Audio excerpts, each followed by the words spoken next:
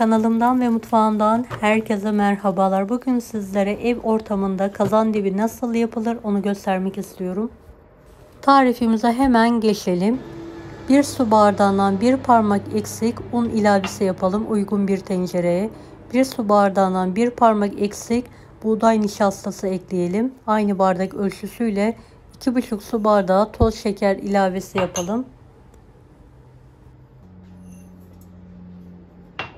Evet, tüm kuru malzemeleri bir çırpıcı yardımıyla karıştıralım.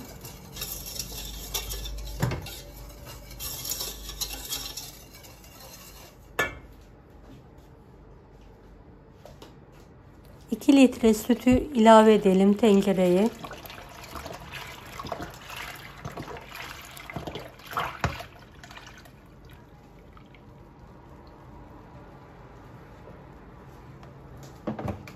Evet, ocağın altını açmadan un ve şeker eriyene kadar bir karıştıralım.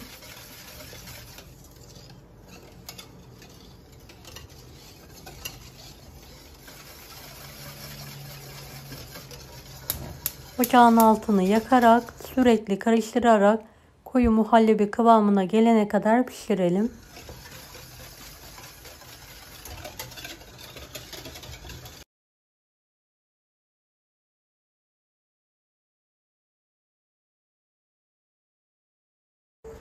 Evet, koyulaşmaya başladı. Sürekli karıştırarak pişirmeye devam edelim. Hemen altını kapatmayalım.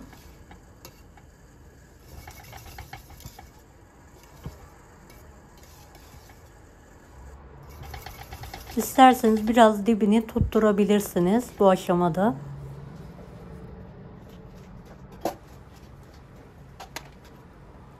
Bir mikser yardımıyla şöyle 5-6 dakika karıştıralım.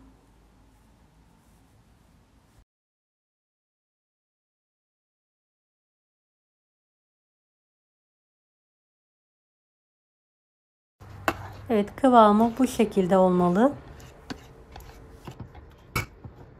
Evet, ocağın altını açalım. Bir pastane tepsim var. 800 gramlık. Hazırladığım kremadan 3 kepçe olacak şekilde döküyorum. Evet, bir spatula yardımıyla böyle karıştırarak bir köşesinden başlayarak ocağın altı açık olacak şekilde tepsinin dibini tutturalım.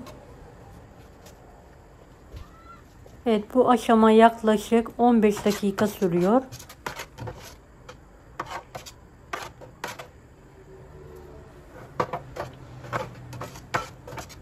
Evet, acele etmeden kontrol bir şekilde tepsinin altını ve dibini tutturmaya devam edelim bu yöntemle. Videomu bu kısma kadar izlediyseniz yorum kısmına herhangi bir emoji bırakırsanız bana destek olmak için sevinirim.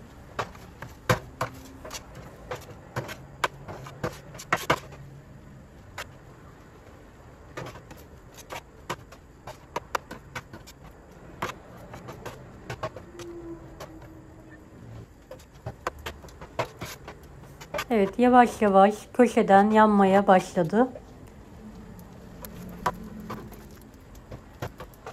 Evet, tepsiyi çevire çevire her tarafını aynı eşitlikte yakmaya devam edelim.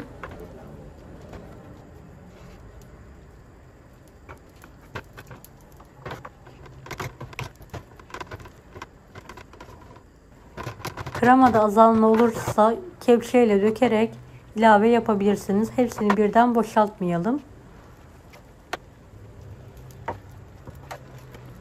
Toplamda 4-5 kepçe krema kullandım dibini yakarken.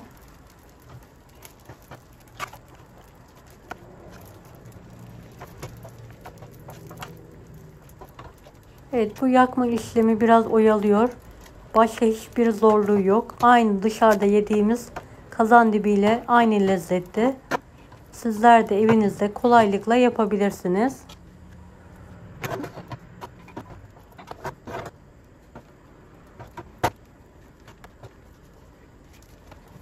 Evet, dibi yanmayan tarafları ocağın üzerine getiriyorum ve aynı yöntemle yakmaya devam ediyorum.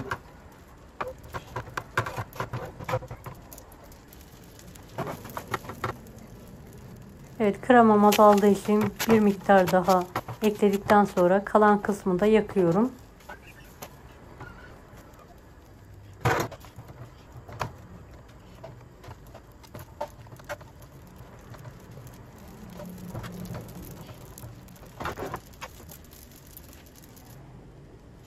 Evet, gördüğünüz gibi artık tamamen yandı. Üzerini düzeltiyorum.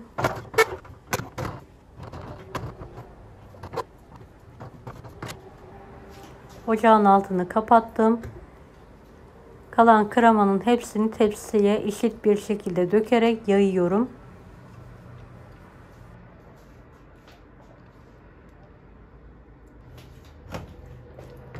Evet, üzerini bir spatula yardımıyla düzelterek aynı eşitlikte olmasını sağlayalım.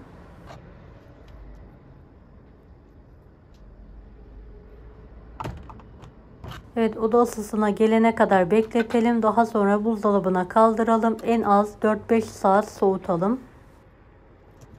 Evet, 5 saat sonra dilimler halinde kesiyorum ben. İstediğiniz dilimde kesebilirsiniz.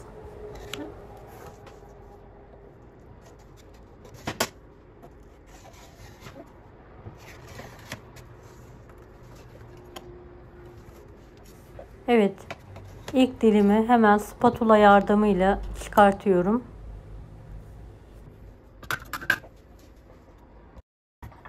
Dilim isterseniz tek kat halinde ters çevirerek servis yapabilirsiniz veya ikiye katlayarak rulo şeklinde de ikram edebilirsiniz. Tercih size bağlı. Evet, önemli bir püf noktası söylemek istiyorum. Dilimleri kaldırırken keskin bir spatula yardımıyla kazıyarak kaldırırsanız üzerindeki yanıklık daha belirgin olur.